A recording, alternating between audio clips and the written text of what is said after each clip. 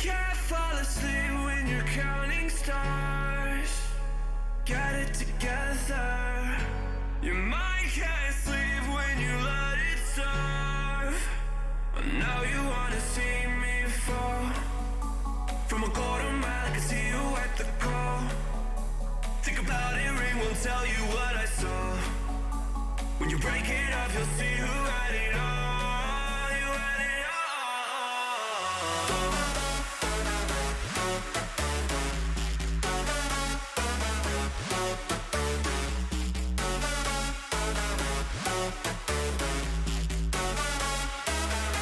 You said you wanted to fall into oblivion. Forget about the world we're living in. Fall into oblivion, oblivion. I'm going in. Fall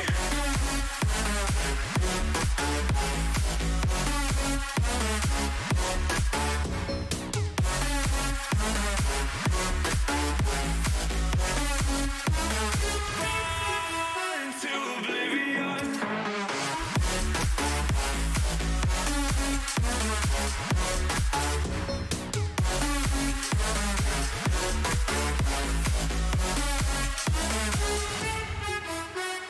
Fall into oblivion. Forget about the world we're living in. Fall into oblivion, I'm going in.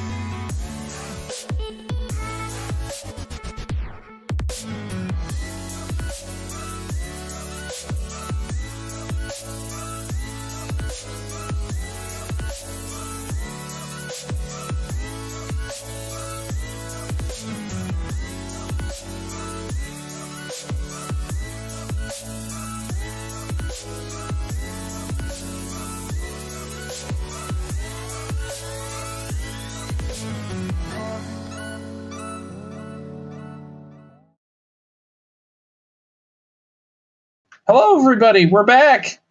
Sorry for the wait. We had some technical difficulties. We had to do a hot swap on Spectator, and now we finally are back with 2 rounds completed. Apologies for the wait. With ISU, or Central Michigan, I should say, winning both, I believe. Correct me if I'm wrong here. ISU won both of them. ISU won both. Apologies. Which is kind of unusual for Clubhouse, considering ISU is attacking first. They won Cache, was the first site we saw. And I'm assuming Central Michigan probably tried to take it back to Cache, and ICU just shut it down again. Michigan could have gone basement as well, but unfortunately we didn't quite get to see it. But interesting enough, ICU is still sitting in a really good point considering they're only 2 rounds in, and they already have 2 rounds on the board on attack on Clubhouse. So it's kind of surprising to see. Yeah, especially Clubhouse traditionally, as with every single map in Siege, is traditionally more defender-sided than most. I believe this is like 65 to 70% defender-sided compared to the usual 55 to 60% range, which is what I believe most maps currently sit in. So pretty soon here, it looks like we'll be getting on the way. And we'll just do a quick reminder to add the band operators, which may or may not be included. So we'll just have to be rather excited for that one to see if to see how that goes out. Okay, yeah. So for the bands, we had Thatcher, Jackal, Maestro, and I want to say Mira. It wa I believe it was Mira in this case. I want to say it was Mira. The last one, not 100% sure on. But this is just gonna come down to a sort of personal. What's the word I'm looking for? Personal, whatever it is. It's just gonna come down to the players, and it is a summer league. There's no. We're just playing for charity. I Oh, don't know if that Clash, was yes. mentioned. Clash was the last one, that is Oh, correct. it was Clash, yeah. And we're just playing for charity, so it's not the biggest deal.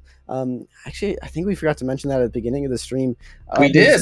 CEA Summer League is completely for charity. The teams are competing to get first place, but it doesn't matter. The pool, I believe, started at $500 at the beginning of the season, and any donations made during the entire Summer League season will just add to that pool. And at the end of it, it's all going to be donated towards COVID-19 relief. I'm not exactly sure on the organization it's going to, but I'm sure it'll be floating around in chat. And now we are going to the basement, which is rather exciting. We see Kaid shoring up all the stuff, good old in tunnel construction here. And I do appreciate the rather interesting play we did see where the Maverick making the hole just large enough so you could throw the flashes in to burn ADSs and then throw the frag grenade in. So from the attacker side, we have a Maverick, Nomad, Buck, Thermite, and Capitao. And on the defensive side, we have a Castle, Rook, Valkyrie, Kaid, and Echo. I do find it mildly interesting that, and I did mention this before, that it is a Rook over a Doc. I'm not exactly sure why the preference there when the guns and the speed are the same. So we'll see how that turns out. And I also think that even like the extra things you bring with you are the same as well. So your secondary gadgets, I believe, are also the same as well.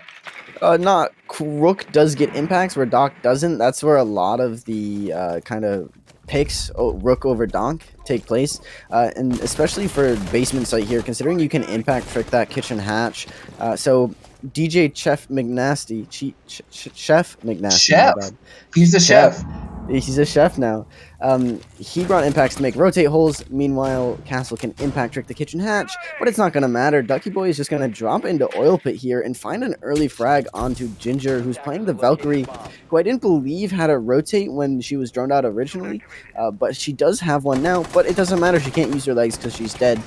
But TNAV going to be playing a deployable shield, looking in towards blue to try to lock that down, as he's going to be flamed and pushed out of there, being lit down to half HP. It's not looking good, and ISU already has really good control of blue, and it doesn't matter. Patience swings in from dirt and finds a quick 2 onto Darvin and TNAV, and Fortra with one more, and it's all down just to Legends on the Cade, who finds one. But Patience is there for the 3K through dirt that round. That was a very quick round, and a beautiful collapse from ISU. I'm more so curious about how it failed or how it was so wildly unsuccessful. Losing the Valkyrie shouldn't have been that utterly catastrophic. The Valkyrie threw out her cams and died early trying to contest a peak that they knew was there, and yeah, that was about a 50-50 shot, I'd say. So I do find it incredibly interesting that the round literally just fell apart, and I assume that partially was likely due to the second Capitao burning out the Echo in that case. And we do see a Wamai come out here, one of the newer operators available to us. So we get to see a second Jaeger being used. So it looks like they are going to try and nab the Capitao and frag grenades here. Yeah, Michigan here going to be going back to Cash, just trying to get something to work. Going to be taking that Wamai instead. I don't believe we saw a Pulse before either, probably showing that they're going to have some sort of vertical play. But of course, just as soon as I say something, they 6-pick off the Pulse onto the Valkyrie. But yeah, now with the Jaeger and the Wamai, there's going to be a lot of utility denial from C-Mitch here. Jaeger being able to catch all projectiles, and Wamai being able to catch all of them, plus Capitao's bolts, which obviously ISU they've been bringing Capitao, and they've been using him super effectively on top of that. Yeah, now we see the same hole that we saw before, which is all the garage being reinforced and the upstairs also being reinforced. And that takes up most of the reinforcements, the other two going into connector and one of the walls into the small office upstairs. So we'll see exactly how this ends up panning out here, as we do see a reflex sight coming out on the Valkyrie, which is a rare sight. Hot, rare sight because it's this. Oh, that was a no, good that name. was and a late rook. Oh no! So, question: Are Yeah. you a reflex sight user, or are you a normal person and use like the hollow and or the red dot, depending on your flavor? If you asked me this like a year ago, I would have said reflex, no doubt about it. Just religiously, I used reflex on everything. People were upset that Frost Gun originally didn't have a hollow; it just had the reflex. I was perfectly fine with that because I use reflex. But I switched over. I only use hollows now. I use the reflex on 1 or 2 guns just because it feels a little bit better. But Hravik again, just going in through basement through dirt this time, and finds Darvid the Valkyrie gone very soon into the round again. That's insane. And now Buck's opening up below that plat wall there with his skeleton key, and it's going to be a pain to trick for Legends, who's playing the Bandit, and ISU, again, just having a very dominant attack this early in the round. Now we're at about like 2 minutes here as we see the wall getting open. Most of the people are still alive, so the defense is still relatively solid. Losing the Valkyrie wasn't really that big of a deal. You lose a gun, but you still have all of the cameras left. And now we see, I don't think that Belcam in Garage was taken out quite yet, but it does look like everybody was, everyone is accounted for as Legends managed to take out DuckyBot here as we see someone coming in from connectors. They get down, the Rook armor being useful, and then immediately gets gotten by the good old Firebolt here. So in a 4v3 coming down for the plant. And we'll see if they'll be able to reclaim as a good C4, a little bit too late here, but now we're in a 3v3 here. And then Ginger coming in, taking out Hravik. And now we're in a 2v3. Some person repelled. The Maverick repelled outside, so we have a Crossfire checking in. One on the little balcony here behind the aircon unit, and one repelling off the side of the balcony here as bandits come around trying to find where the last 2 people are. With 20 seconds left on the planter clock. Yeah, Capita, though, with that LMG in his hand, does have the ability just to hold left click and pre-fire. And this post-plant positioning is just beautiful from ISU. Looking a little bit shaky after they got a couple, or after Seamich got a couple quick frags, but they were just in beautiful spots here. Maverick on the rappel, just a little sliver of his head showing up over that, can perfectly cover the diffuser, and Capita just with the LMG just to pre-fire and hold angles.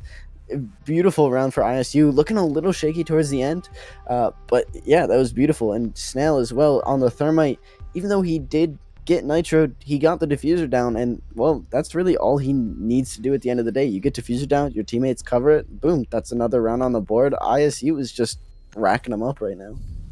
Yeah, and it looks like they're going to be trying to castle this time just to try and do something to change it up. I'm very curious about to see how they'll try and beat the Maverick. One of the more interesting things you can do is use a Kaid, because I don't believe the grenade radius will hit the Kaid if you throw it at the top, because I don't believe the traditional radius actually goes from floor to ceiling for a frag. So you'd have to do some really creative cooking to be able to get that wall open. It makes it a lot more difficult to get. And one thing I got to say about Seamich is that their roster is just constantly changing in terms of operators. I don't think I've seen them take the same the same 5 set of operators every time. They're constantly trying new things. They're trying to figure out exactly what they need to do to get under ISU's skin and to take a round off of them. And it's just not something you see with a lot of teams these days. A lot of teams will have 5 ops on attack that they stick to religiously. They won't take any operator different unless they get banned during the 6-pick phase, which even then you just see the same 5 ops during the round anyways. But Seamich changing it up, this time bringing a mute instead. You're going to try to jam some of the drones that ISU is throwing out. I don't know if that's going to have much effect though, as ISU is just kind of outgunning Seamich right now. Yeah, I wouldn't necessarily say outgunning in this particular case. I'd say a lot more situational awareness, and those two things aren't necessarily mutually exclusive. But that's a lot of situational awareness that we're seeing great success with, as we see Hravik coming into the kitchen, trying to see if they can catch someone out roaming on the first floor, as it looks like they're doing a slightly slower take of the second floor of Clubhouse. Yeah, ISU with just these very aggressive initial takes, just trying to catch any defenders on the rotates. Worked out for them the last round, but Harabik not quite finding anything this round. Just going to back off and rotate around with his teammates. So it looks like ISU is actually going for a bit of a slow take in terms of how their takes have been so far. Is Harabik decides to rotate back around and maybe try to push up those master stairs. Drone's coming out in towards master, finds DJ Chef McNasty, but he's going to take a little bit of damage, but he's going to back out of there relatively unscathed thanks to that work armor. Yeah, and it looks like they did see the Ash coming into Master here, as we see Snail with Thermite picking up DJ Chef McNasty here, who was the Rook, and then Harabik getting another one in Ginger. I believe that was coming through the sweep on the first floor. And then the Capital getting Legends, and then Darvid managing to snag one with the good old AR on the defensive side. And the Reflex side. Fans of the Reflex side we see here on defense here, as Patience takes out one more. Now we're in a 1v4 here, just pushing out to try and get him with the pistol. And that was a unsuccessful, as then the wide sweep coming in from ISU, clearing out that round. Yeah, again, just it started out a bit slower in terms of ISU takes. They're usually in the building very quickly. Started out a little bit slower, but towards the end of the round, they got that momentum back up, and they just started plowing through Seaminch's defense once again. And looking at the boards here, Patience being on top with Maverick there, kind of being quite the operator to have. A very good, very solid primary weapon, as well as frag grenades in his pocket if he needs to use them. But also Fortra and Habit kind of backing him up. Fortra just being able to be that really solid support player, hold angles, and Habit both picks being very permanent opening picks as he just kind of runs through the building and clicks the defense's head.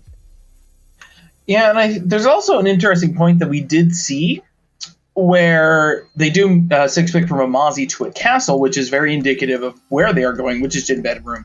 But pulling out the pistol is actually a very smart move, especially when all your guns have ACOGs and you're trying to engage at short range. So just a little play tip there that it's not wholly unreasonable to pull out your pistol there, especially when you only have an ACOG, since unless you're using, I believe it's 80 setting on the ACOG, then your ACOG setting is significantly slower than the normal setting.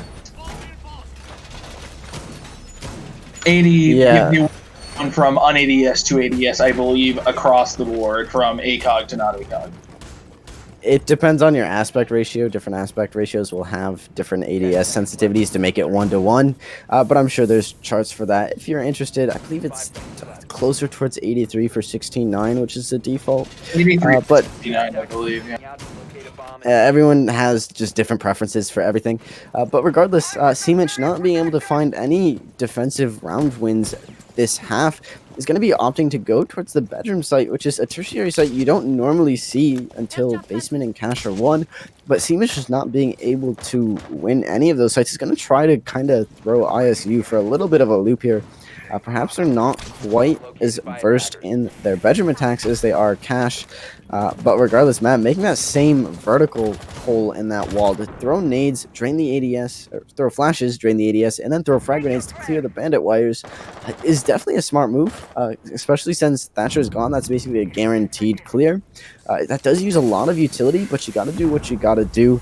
And it doesn't really matter. Darvid's on the other side of the map in Garage Rafters, just holding the push from that side, so he's not going to quite find anything just yet, as the drones are going to be coming through Master here. And Darvid making work from being on the other side of the map. He's going to find the nice headshot on the Hobbik. That's the sledge off the board. That's 2 frag grenades gone as well. And now it's just down to Patience with a 1 frag grenade in his pocket if he wants to make work of that. To be fair, the Sledge did use a frag grenade. It did get an ADS as they were trying to nab the castle barricade, as Duckyfoot manages to get Darvid on the rotate downstairs. And it looks like the Thermite is finally getting the, I believe, the bathroom wall open. Yep, Thermite getting the bathroom wall open as they are now planting inside of Gym. As Fortra manages to get DJ Chef McNasty, as we got somewhat, I mean, Ginger is down, so now we're actually in a 2v4 situation here, as the YP coming in from Legends here, peeking all the way down that balcony. And now we have an ACOG, a Doc here versus a not ACOG, and I don't believe anyone's over there, so they got to somehow rotate inside and beat the proning guy just chilling there on site. And I don't think they exactly know where the Doc is, but it looks like the Nomad is going to push right into the Doc here. And let's see who wins that engagement. And it looks like ISU managed to win both engagements there. Holy cow. I was curious how the Doc one was going to end, but this one was almost to be expected here, as you got someone proning all the way in Gym, give me a sightlines right into connector door. Yeah, I mean, ISU being very strong on their attacks, or seem even stronger on their post plant setups, just covering every angle they need to. They had 3 people there. They only really needed 2 angles to be watched, so they had the extra gun there, and they didn't need it. Simultaneously taking out both the defenders just for a really clean half and perfect half for ISU. They go 6-0 into their defensive rounds. Now we'll see if ISU knows how to defend as well. As very clearly they know how to attack on this map, but we don't know if they know how to defend. So this will be a very interesting take, and I'm going to do a quick check to see whose map this was before I make any comment. Yeah, kind of interesting to see C-Mitch bringing a Blackbeard. We didn't see ISU bring a Blackbeard at all. They were kind of more well-versed with their quick takes. Blackbeard with his deployable shield definitely comes at quite the big speed penalty. But C-Mitch is probably going to be playing this a bit more slower and methodical as opposed to the quick takes that ISU was doing, which could work out in their favor. This could just be one of those rare instances where Clubhouse is an attacker-sided map, and that's a very rare instance. Well, also to be fair, just double checking on our notes here, this is ISU's map. They did pick Clubhouse. So this, not necessarily the spread, but the final result that we're looking at here, which is a likely win for ISU, is not wholly unexpected. Yeah, and at match point, it definitely is not surprising if they do win this last round out, but it does happen to be when you're 1 round away is when teams start to get a little bit cocky or overconfident. And yeah, looking so as Patience uses his Nitro to open up dirt just to throw a Velt Cam out. I'm not sure. It looks like he's going to be there to peek off of that, but none of the attackers spawn there, and unfortunately that's a wasted C4. And well, now the defense only has Cadence C4, and being in the basement site, it's a pretty useful tool to have for that vertical soft floor. They might be on the rooftop there. Velk is going to swing out. He's going to do not just under half damage, as the MPX is a very low fire or low damage gun, but it is a headshot machine, but she just unfortunately cannot find it. And now his teammates rotated over to kind of watch that run out. Yeah, low damage gun with high drop off. You're not exactly going to do a whole lot unless you get a one-shot headshot there in that particular case. As Valkyrie's now reinforcing the hole that they made, we're going to see a quick rotate back to site at this point, as the first site here is Church Arsenal. Yeah, but that's a huge waste of time. There's already a minute off the clock, and if she had found the head of that thermite, that's a lot of hard breach off the board right off the bat. They did, C-Mitch does have a Maverick at the disposal that they could use, but luckily they kept their thermite, and now they just have to deal with Fortra on the Vigil, who's roaming upstairs in cash before they can really take the first floor and make any sort of movement here. We did see a hole in the floor and logistics, which suggests that there is a defender playing up top. It's a hold to watch kitchen hatch to shoot any explosives that get placed on it, but Fortra, caught looking in the other direction by Legends, is going to have a beautiful 180 turn and shoot Legends right in the face, and that's a Zofia gone. I will know that the hole that was made in logistics, that actually has sightlines all the way to bomb. I don't know if you saw that, but it actually has sightline all the way to bomb, which is rather interesting. Also, another reflex site here as Fortra takes out another in Darvid coming into stock and not finding any particularly great sightlines, as we see someone else still upstairs checking downstairs in the hatches. I do believe that is the Legion. Oh, yeah. Maverick, I apologize, checking down with the hollow sight, trying to catch our good friend Vigil here with 46 seconds left on the clock. Yeah, Fortra's still on the roam, going to be trying to hold this as best he can. The attack is going to have to make some sort of moves here. As Hrobic finds one onto Ginger, I'm assuming, yeah, from Bart, from this really actually gross looking angle here, all the way up on the counter. It's a really nice angle. He has the castle barricades at his disposal, so he doesn't really have to worry about being pushed. He can help cover Fortra, who is still upstairs. He's in cash now. He rotated around to try to flank. Tnav, though, pushing down these main stairs, is going to be looking to try to get any sort of presence in sight as Hrobic finds one more. And Tnav, rotating back up main stairs, is going to do some damage onto Castle. Not quite find it as he swings with a shotgun, and Valkyrie coming up from downstairs. Patience to finish it out, and that's a perfect map for ISU. Lord, that was not entirely what I expected. I did expect a win, to be fair, as it is their map, but I did not expect the clean 7-0. So I'm very excited to see Cafe, as you can have a lot more shenanigans on Cafe than you can on Clubhouse, as Cafe is a significantly more open map, which allows for a lot more movement than normal. So I'm very excited to see how that map will go. Yeah, Patience ending up still on top of the board. Fortra coming in with just one kill behind him, just being a menace on the roam. But on the opposing side, Legends and Darvid being top the board. Darvid, actually the Thermite main, being second on the board for frags. That's not a bad look. Definitely being quite the support player there. But next map we will be going to will be Cafe. But before we do that, we might be taking a 5-minute break. We're just getting the confirmation from the players. Now it looks like ISU's ready to go. Yeah, we will be going into a 5-minute break real quick. So don't go anywhere. We will be right back.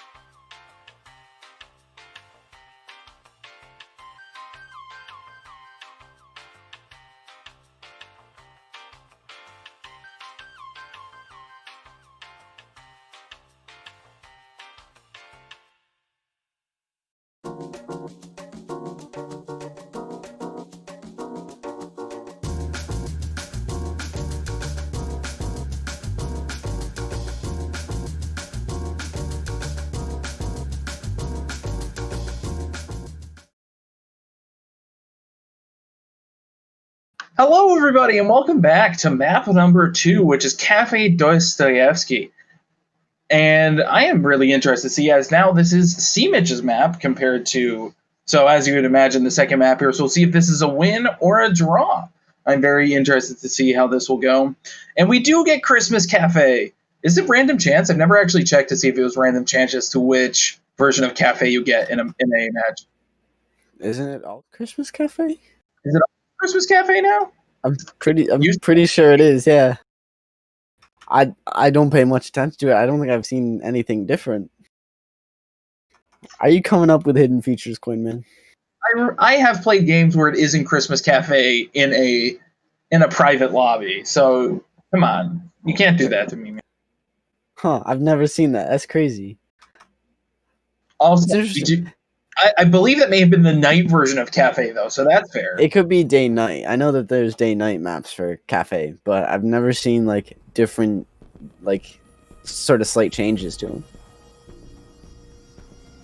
The Christmas Cafe is the same basic map, except nothing has Christmas lights. That's the difference, and there's no snow. I don't think I've ever seen it without Christmas lights, though. Unless they did that with the rework. Also, because it was pre-rework that I had not Christmas Cafe, so it could be post-rework. It's always Christmas Cafe, which is possible. I could see that coming. But anyways, on to the operator bands instead of the map. More important things. I don't know about that. I'm gonna have to look into that. But anyways, Thatcher band, same as we saw the first band last map on Clubhouse, but different this time. We're going to see Monty taking off the board, as well as Valkyrie. Central Michigan getting rid of Valkyrie, considering ISU played a pretty good Valkyrie, having some really nice cam spots. They're just going to decide to take that right off the board. And ISU, just same bands overall with a Thatcher Maestro band. Apparently they're more Echo fans rather than Maestro, which I tend to agree with. I prefer Echo over Maestro, basically just for the ACOG, but to each their own. Now that you can actually see the drone, because before you could never see the Echo drone ever, it definitely puts Echo a tick down from Maestro. So, like, even though many people still ban Echo, banning Maestro isn't usually the worst option here, or usually the better option, as the Echo drone can be more easily seen. As currently on the defender side, we have a Legion, Goyo, Kaid, Echo, and Mozzie. And on the attacker side, we have a Sledge, Buck, Ash. So the Goyo switching to a Wamai, so as they did not have a Jaeger-like person before. So a Sledge, Buck, Ash, Jackal, and Blackbeard. So it looks like they expect to roam some, as that Sledge is being six-picked onto a Gridlock, which is rather exciting. We get a good slice of lots of different newer-ish operators, even though Gridlock and Mozzie are almost a year old now, which is crazy to say. Are they really? That's crazy. I'm kind of season 1 of year 3, I think, or whatever last year's year was. I believe they were season 1. Oh, so they're like they're like over. That's nuts. And Oryx and Yana are allowed in Summer League, if I'm not mistaken. I checked the rule books the other day, and it said no operators were banned as of this point. So I'm kind of surprised we haven't seen them played quite yet. Oryx just being just a super strong roamer overall, and Yana, her gadget basically being unlimited, in quotes, drones, as well as she has frag grenades at her disposal. So overall, just well-rounded operators. But Mozzie already getting one drone with one of his pests is going to be roaming downstairs. The Roni in his hand, he is going to have the reflex sight over the Vortex Hollow there, which is kind of interesting to see. And Cade going to be trying to get his Electro Claw on top red here to try to deny the attacks from taking it, but they don't have a hard breacher, so they won't be opening up any hard walls at all. I am mildly surprised that the Kaid didn't put it in the floor, as that is the usual place for that Kaid claw to go. The Rotilla, I believe it's called. That claw. Oh, we have our first confrontation here in between the Legion and Ginger here, with Legion taking out here with a clean headshot. It looks like people are going to be taking a different route now, as we see Darvid upstairs looking in on Skylight with a Hollow, and the LMG here. We see Jackal fighting it out with, I'm not entirely sure who, but he definitely got eyes on someone injured Mozzie. And we don't know, or at least they don't know that, because they play without points. You could check your points before and after to actually see if you injured them, but he probably didn't check his points before, so he likely doesn't know the status of Mozzie here. I've tried to done the scoreboard checking points, and it doesn't work. It's just another thing you have to pay attention to. And if you know Siege, it's already a lot you kind of have to listen for, pay attention to. It's just one extra thing. But Seamish on the attack, looking for a quite aggressive push up white, is not quite gonna find it. And although they did down the Mozzie and had him dead to rights, Harabik on the Echo dropped down and actually revived him. So ISU is looking pretty good here with a man advantage with just a minute and 15 left on the clock, and the attack is going to have to back out and completely reevaluate their push here. They're probably going to be going for a top red push instead, which is quite standard, and you really need the time for it. But Fortra running way out of Bakery is going to find T-Nav on the repellent. That's the Blackbeard gone. Yeah, he does have a face shield, but it's only in the direction, it only protects him from the direction he's looking, not from behind him. Yeah, face shield from behind is not particularly, or having a face shield forward when being attacked from behind doesn't particularly help here, as we see someone swing out from the balcony near the new hatch for the drop down here. Now we are in a 5v2 situation with a Buck and a... Yeah, it's down to the... they got to get through 5 defenders. As Ducky Boy finds one, almost 2 onto DJ Chef McNasty, but he's just too nasty as he finds the frag on a Ducky Boy. But Fortra running up those red stairs will find the finishing frag, and considering Fortra was pretty much dead to rights early in the round, it's kind of a big misplay from Central Michigan to not finish him off. Yeah, well, again, they wouldn't know. They have no particular tell unless you were close enough to hear him grunting, because you would hear him grunting if you were close enough. But outside of that, you don't really have a tell for that. And he did pick up a 2K off of that result there of not being pursued and going for the thirst, as some people. Yeah, he would leave behind some sort of blood trails. Maybe if Seamich pushed that just a little bit more aggressively, they would have saw something or heard him grunting. But unfortunately, they didn't, and they paid pretty heavily for it, as ISU is looking to continue their win streak here. This is now 8 rounds in a row. They won a perfect 7-0 clubhouse. They're probably going to be trying to go for a clean 14-0 game, but of course, Seamich looking a little bit more steady on their own map as opposed to clubhouse, and they are attacking. This could go totally different when they're on the defense, considering most teams for their maps have it very well stratted on defense. Yep, and now we're going all the way downstairs to kitchen, where everyone this site sucked and everyone hated it with fiery passion. I do. And now with this rework, every site is at least somewhat viable, with 2 now on the second floor. They did some really smart stuff with specifically the bakery rework to make the site actually function compared to before, where it didn't strictly. And look, they are reflex friends, because it looks like they have 2 reflex sites. I'd be curious to see what the stats are on the percentage of reflex sites in Summer League, because it seems to be a lot higher than basically everywhere else. It's kind of interesting to see. I would be more concerned if I saw red dots, because Hollow, you usually take Hollow because it has a very small reticle but large housing. Reflex, you usually take it because it has quite a large reticle but very small housing, and the red dot is just a large reticle with large housing. There's no pros to it, really. Some people swear by the red dot and say it's great. I'm just not personally a big fan. But Seamich here looking to go for a complete top-down take, as the majority of their team is repelling all the way to the ceiling. And Fortra on the white stairs here is going to be looking to try to put a stop to it, or at least slow him down the best he can. Well, there's just a couple people pushing up top and a couple pushing Bakery. A nice split push coming from Seamich. And then with the classic Black Ice with Reflex, the only problem with Reflex and Close is he manages to tag Legends on the hot drop here, is that it doesn't, where the bullet goes is not the center of the screen. And that's the problem in quotes with Reflex, right? So that's just one of the weird idiosyncrasies of that site. Even though you do get more visibility, you lose a fair amount of accuracy, lose in quotes here, because it's not actually the center of the screen. I want to say that's a lie.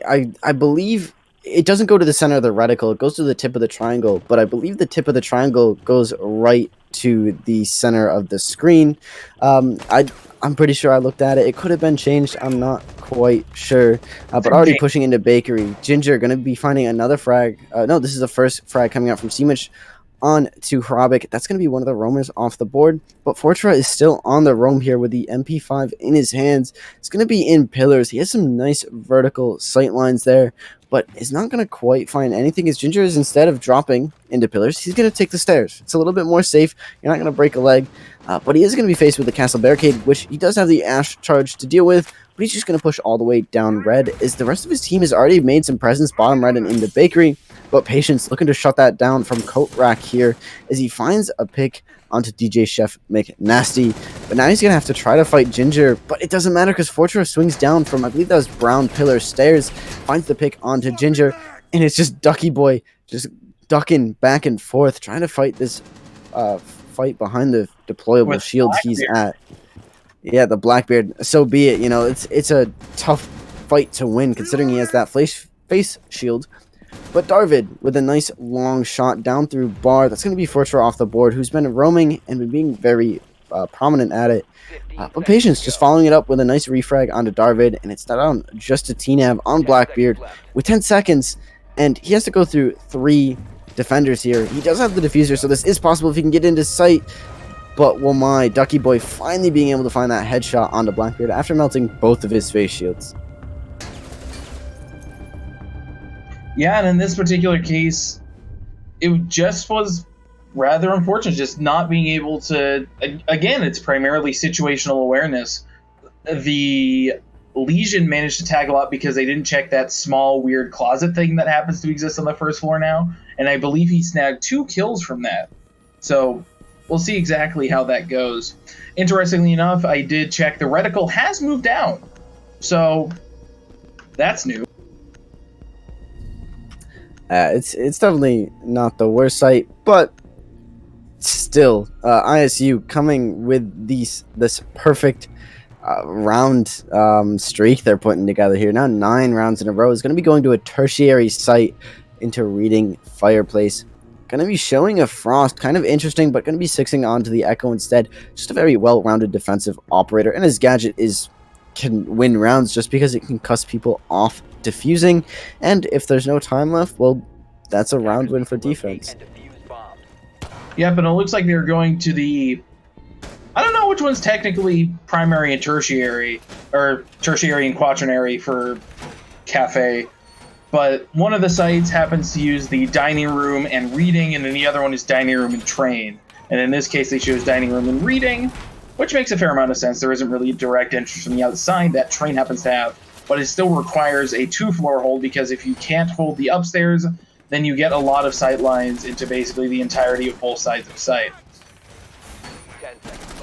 Yeah, I would say reading is just slightly better than engine, but it just comes down to team preference at the end of it. And you can also hold above it quite a bit better than having to hold piano. And it tends to be the site that's played more often than the dining engine room. But, you know, again, it just comes down to a specific team, and if they have really strong strats for it, it could throw the attacking side off, and that could cause them to win a round. But ISU is just looking to rack the rounds up right now, as they've been doing very well with so far. And C-Mitch trying to still take their first round off of ISU. It's going to be doing some nice early drone work, just checking everything, making sure that it's clear for their entries here. And C-Mitch has got to be kind of careful. They've run into some roamers quite early on and been fragged very early on for the majority of the rounds that they've played so far. So maybe taking it back just a little bit, making sure they drone that extra little bit, as they are going to have to go through Fortra on the dock and Ducky Boy on the Legion. We're going to be holding upstairs. Yeah, and it looks like the dock is using a very tiny hole. I'm surprised that it actually is so large on the side of the dock. Usually it's still that small bullet hole size on both sides. He gets up on the desk over on the heaven side, I believe that's called, and trying to get sightlines all the way into Cigars. We got double drones and Cigar. The drones chasing each other around, having a little fun. And they got eyes onto the Buck and barely missing the Echo drone here. As the Echo drone gets hacked, or at least they got a call going out on you, which requires them to get off of the drone. I want to say that was some really nice team coordination coming out from Central Michigan. They say, hey, this Echo drone is literally right on the ground right in front of our drone. Call Echo. That way he gets kicked off the drone. And Ginger on Buck, who's already in, can take care of it. But unfortunately, the call takes a little bit of time to go through, and the Echo Drone got away, but not for long. This is going to be finally taken out, but the two defenders on the top floor still standing. It's going to be a little bit tougher to take out. Ducky Boy taking a very little amount of HP. I'm not even sure if that was from the attack or not. As Fortune just has a multitude of angles set up here. He has a prone one, he has one from sitting on top of that cocktail bar, and he has a really nice rotate going into regular bar. But it's going to be Darvid who finds the opening pick onto Snail. That's the Jaeger off the board, but Fortra up top, cocktail. No, that was Fortune. Yeah, Doc on the cocktail finds one, and Ginger pushing through, decides to just frag out, finds one onto Ducky Boy, but unfortunately doesn't find Doc, but Legends has his back, and finally sits that Doc down, and it's now just two defenders against four attackers, but two of the attackers are down.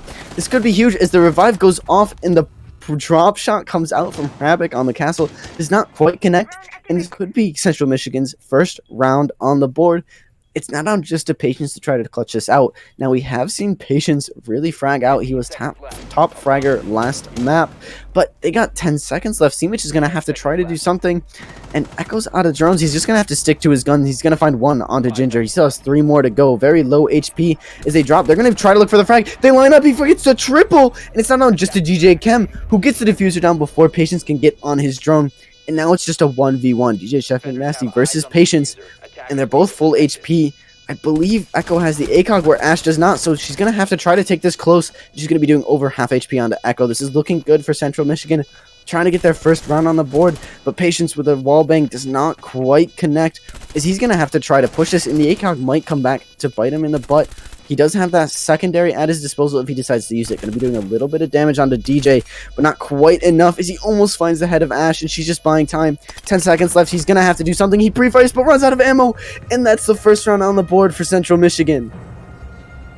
Good on Michigan. Even though it was the tertiary site, they finally managed to get one, and this will likely give them the momentum they need just to be able to pull it off. And I didn't even realize that Ash also had the ACOG there, so they were having a nice old ACOG fight at close range, which makes for some rather interesting situations there. Yeah, of course I assumed Ash was using the R4C, which no longer has access to the ACOG, but she was in fact using the G36, which it does, and she had the ACOG equipped, so it really, that could have been a lot different if Patience on the Echo had a little bit more ammo. Maybe his hip fire, pre-fire would have found the headshot, but by the time he was swinging it, there was 10 seconds left, and it takes 7 seconds to defuse, so it would have been tight regardless. But Simic getting their first round on the board, putting ISU's just reign of terror to a complete halt here is, yeah, it was a tertiary site, but hey, it's a site. We got a point on the board. Look, we can do it. They're going back bar cocktail. Let's take this site off of them too. Why not? And now we see a couple 6 picks. One, Jaeger onto Kaid, so only having a Womai for defense, and then a Zofia onto Jackal. So on the defender side, we have a Legion, Womai, Echo, Kaid, Mozzie, and on the attacker side, we have a Habana, Buck, Ash, Jackal, and Gridlock. So I have a question. Do you know, because I was reading up on some lore recently, how Mozzie and Gridlock ended up meeting? I actually don't. So apparently it was at a fighting robotics competition, and that's the official lore. There's even like key concept art for that, so that's a thing that happened. It's kind of interesting. Also, I might have... as well. That's the other thing. He's what? Sorry, you cut out a little bit. Oh, also married and has a pregnant wife, as per concept art. So I'm kind of surprised. I know that mullet's looking kind of nice, but I didn't know it was looking that nice. Yeah, he's looking very fly for the 80s there, and he definitely doesn't hold back. It could just be the Australian thing, who knows. As we see, we get the long angle via the special sight that the good old LMG has. And let's see the Ash moving around up top, and then the Gridlock slowly moving in as we just positioning ourselves with a 2:30 left in the round to make the assault onto Bar Cocktail. Yeah, initial hatches being opened. DJ Chef McNasty just loving this bright yellow banana skin. He rocks it on the Rook P90 as well, but apparently he's probably got it on the majority of his skins. It's kind of interesting to see. Definitely a little bit of a tactical disadvantage, but everything happens in milliseconds in Siege, so it probably doesn't come back to hurt him all too much, as the attack is really not up to all much here. Some original drone work coming down from new hatch there. is not going to quite find anything just yet, though. Is the attack is playing this pretty safe. Yeah, as we see the Jackal looking up to see if he can get eyes on any particular footprints here, as he knows someone is most definitely inside of Freezer, and at least he had eyes on Ducky Boy here from the Habana, and trying to contest, I believe, the Habana on the reverse repel, which is one of the most difficult things to contest here.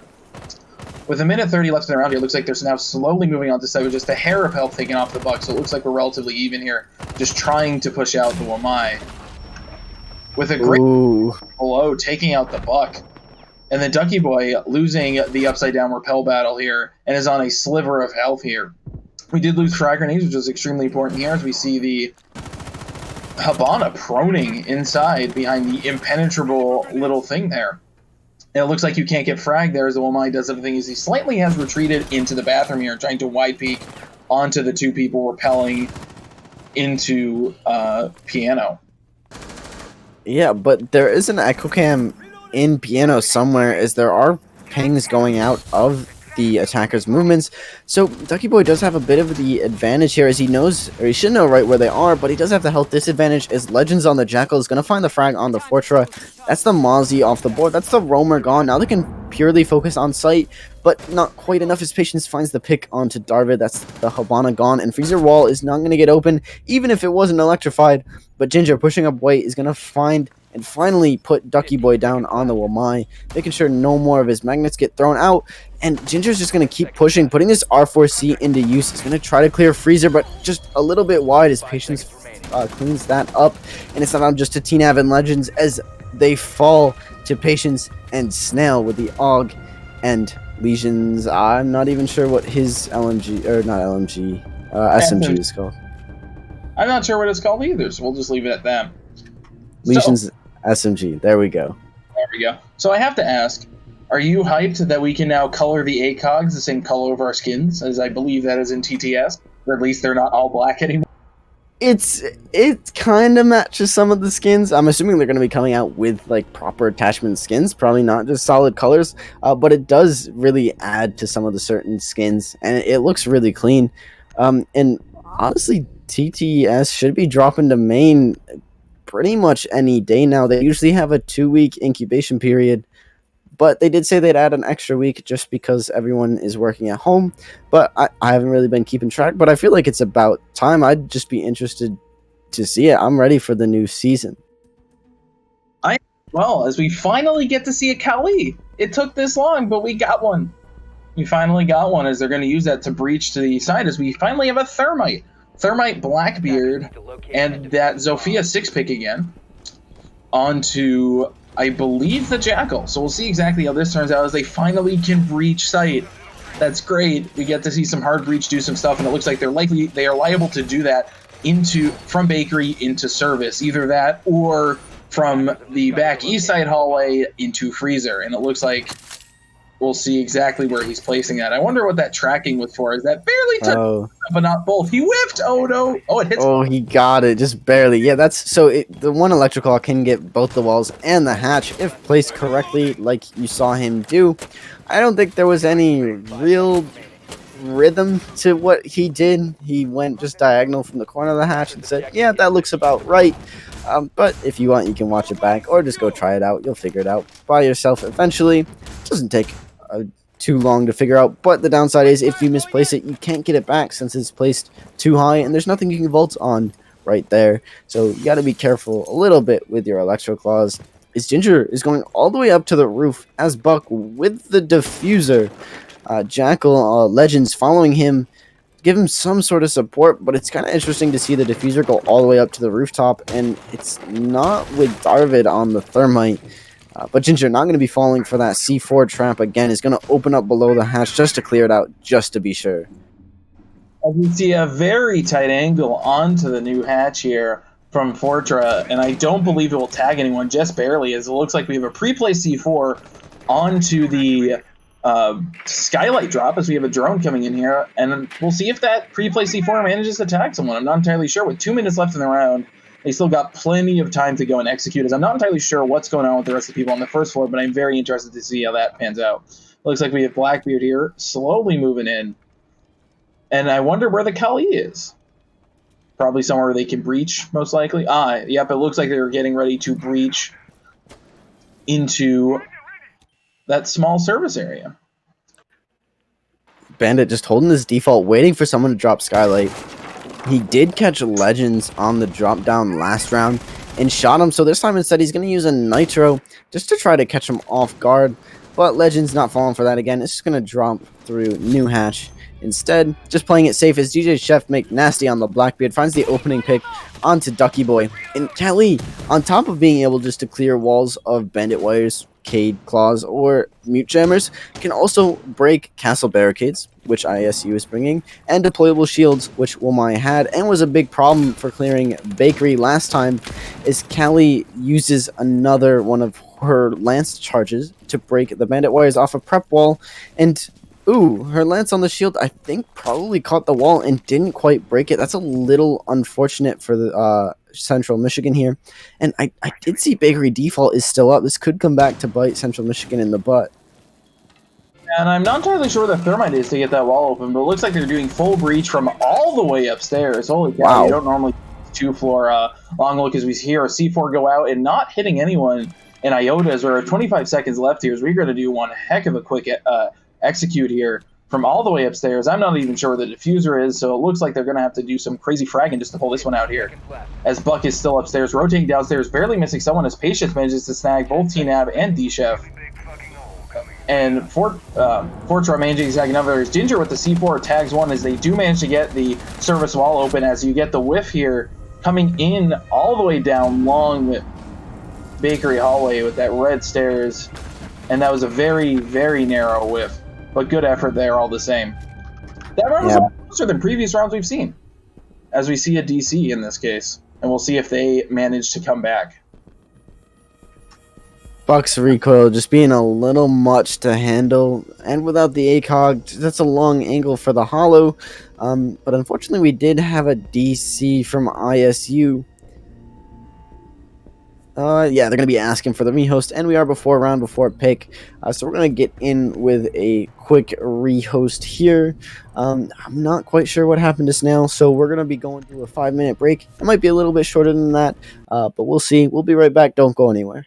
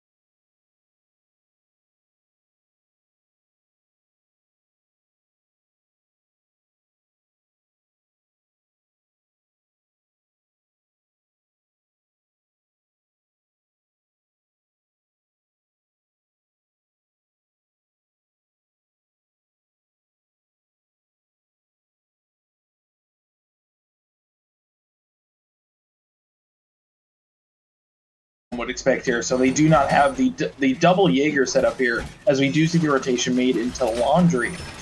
Now, let's see if the Legion and other people are able to hold upstairs and figure out exactly what went wrong the first time they attempted the upstairs hold, as that is basically what fell apart. Yeah, Harabek making use of his super shorty in his back pocket almost does a little bit of damage onto Patience as he runs by, but fortunately the pellets skirt around his body and won't do any damage, any unnecessary damage anyways.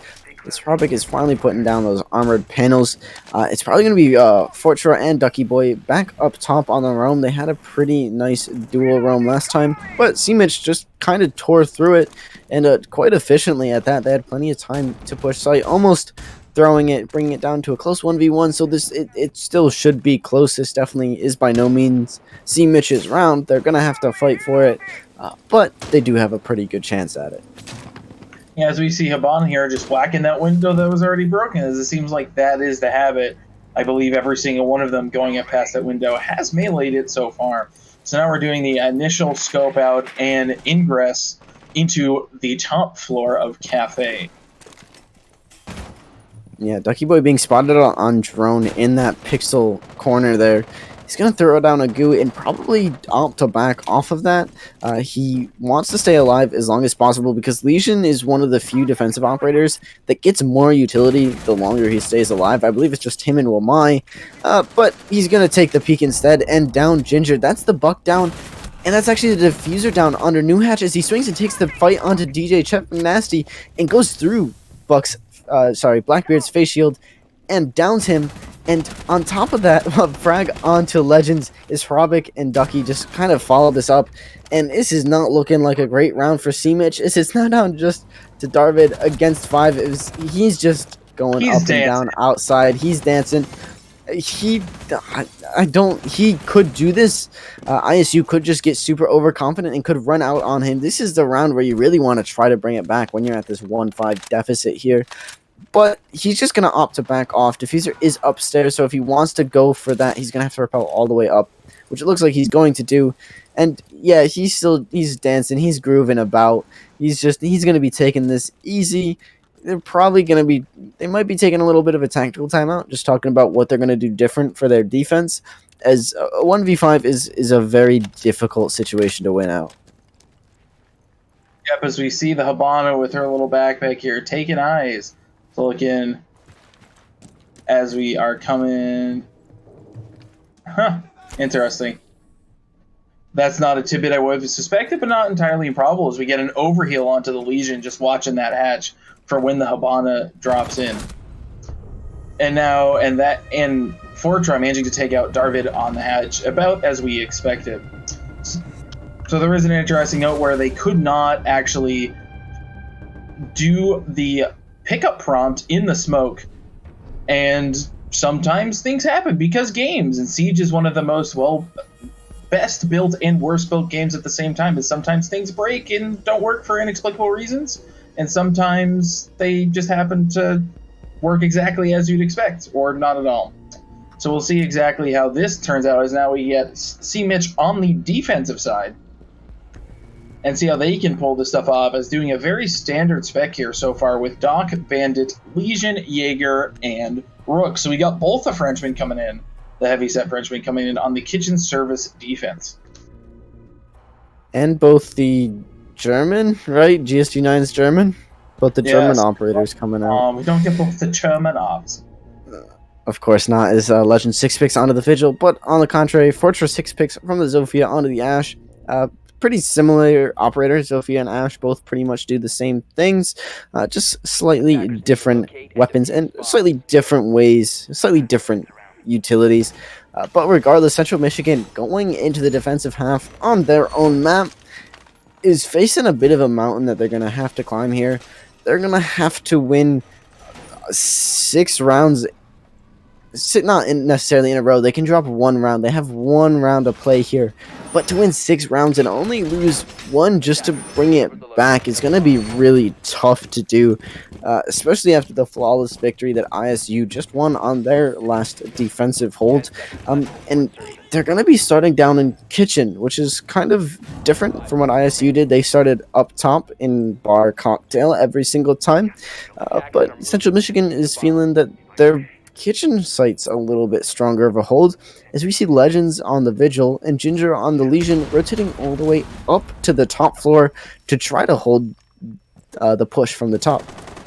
Yeah, and it looks like they're going to break open into dining here as we get the hot breach, which was now built templated to injure you less, which was rather nice here, as the hatch is open upstairs, and we have someone already inside size. They know that's open, getting tagged from below, it looks like.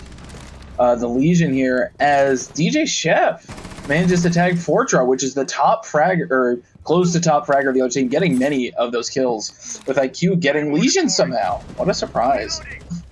Robic just sticking true to his just initial entry impact here as he finds the pick onto Ginger. Yeah, it wasn't the first pick, but it's the first defensive pick. He just hot breaches in, pushes up red, finds a frag, backs off, and is starting to put pressure on site. I'm not sure if he knows that Legends on the Vigil is roaming upstairs or not, but he's going to have to try to do something as Patience finds the pick onto DJ Chef McNasty, and he's in sight right now. He's taking the gunfight between TNAV. As TNAV goes down, but he is Doc. He's going to have to take the fight on the Bandit, which he will gun and down, but now TNAV is back up, but Patience hits him right back down, and it's not just a Legends who is all the way top floor. He's going to be rotating down red stairs. He has to get through 4 defenders as IQ comes up behind him and whiffs the pistol shots. She just had the pistol out to run a little bit faster and just unfortunately missed. Does let him down to about 25 HP, and he's now going to have to go through 3 attackers rather, who are now in the post-plant positions, but it doesn't matter. Ducky Boy cleans it up and finds the pick on the Legends, bringing it to match point, game point for ISU. That whole result was slightly surprising to me, mostly because that's the first time in a hot minute I have seen a nearly empty mag out of either Capitão's or Zofia's LMG, and also that he survived that long walking into sight. But weird things happen here, and it's not entirely surprising.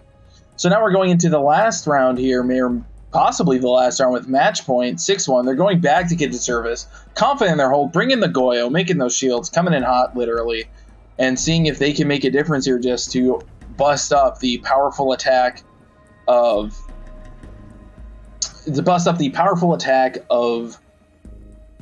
the good old Illinois State. I get it, coming in hot because Vulcans. Haha, funny. I like that one. I gotta start making like a list of Siege puns just to use, just because it's just I love using them. It always gets a good little cheap laugh, but it's still a laugh. But anyways, Central Michigan are going to be going back down in the kitchen, going to be trying their hardest to get this site, and well, they're fighting for match point now. Now they have to win at least 5 rounds in a row to bring it to OT. Oh no, we don't even have OT. Yeah, we don't have OT in a slight win in favor. Partial win, yeah, in favor of ISU.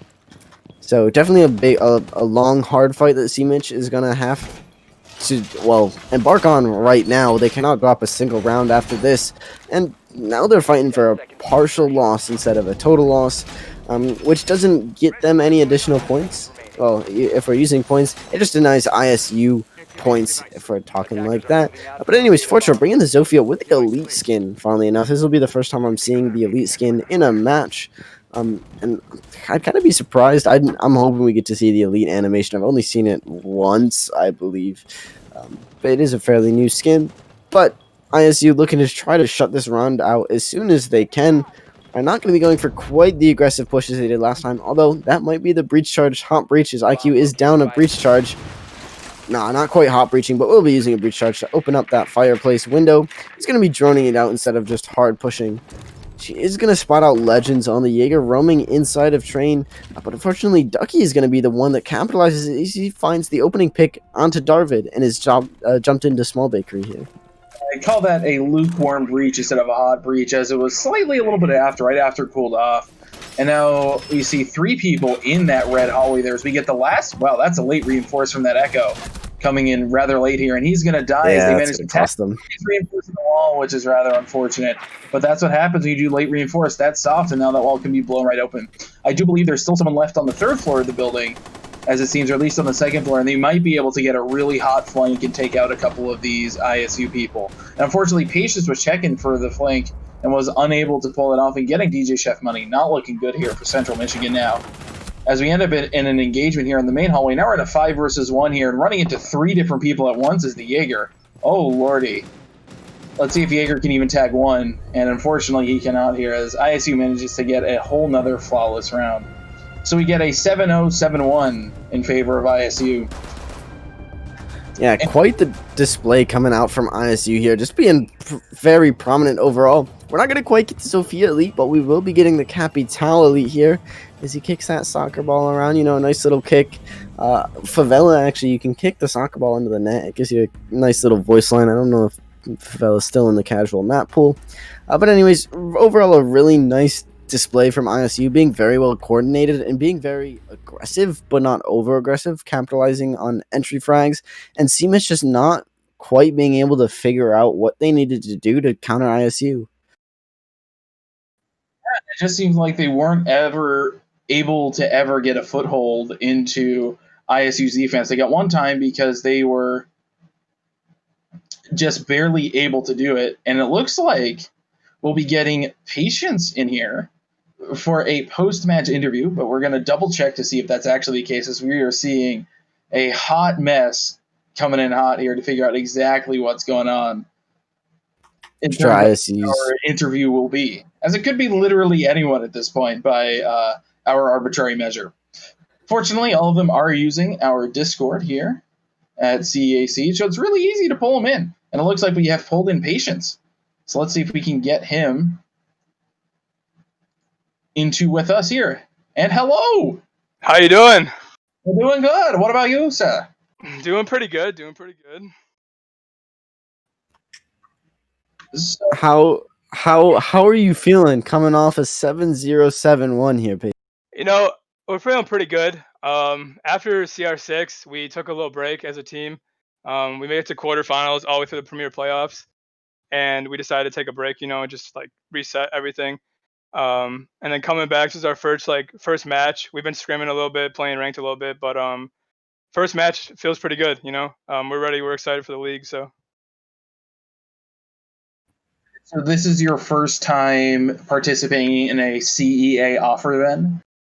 yes, we've played CR6 for 3 seasons now, and we decided to, step it up and do like 2 leagues this year. So yeah, we're definitely gonna do CEA through the semester or through the year as well. But yeah, this is our first time. That's awesome. great. And so, what were your thoughts going into? Or I have to ask, what was the whole thing with the Maverick stratas? That's the first time I've seen that actually used. So the one particular that you used, getting the cash wall on Clubhouse, if you don't mind talking about that a little. Yeah. So throughout like playing together as a team, we just kind of realized like going through the strats, like what worked most efficiently throughout like all the games we played, and it's always been mavericking the wall and flashbanging, burning ADSs, and then just nading and then capital across the window. And it normally the success rate on that like certain like particular play is very high. There's only a few times where it doesn't work, like when they hide a K charge in the corner or something, and then they can't get it. But for the most part, that is always this is a high success rate for us. So we just continue to use it, and we hope that they don't ban Maverick. Reasonable as Maverick gets rarely banned these days. But that's all the questions I have. Blue Card, do you have any more questions here? I really don't. That was a great game. There's not really much to say. You guys took that pretty prominently. Patience, is there anything you want to say to any fans or any future CEA opponents you have? No, yeah. Thanks for the support. I mean, just keep supporting the CEA league. Check out CR6. Just stay in touch, and we'll keep it coming. Sweet, good to hear it. And of course, CEA for the Summer League all of your donations, either subs or any donations you come in, will be going into the pot, which we will be donating to COVID at the end of Summer League. And of course, we have our sponsors, What's New.gg, for the awesome CEA merch. They got hats, pants, shirts, all the good stuff. I've heard the pants are really comfortable. I have to get me a pair. And of course, Rogue Energy for all of the energy you need, either for late night casts, late night games. I know I don't have much going on. I like to, get a little kick of energy to play or to cast. But that should be it from me. I've been Blue Card. And I'm Boyman 1863. And yes, stay tuned for some more games. We'll see you guys later.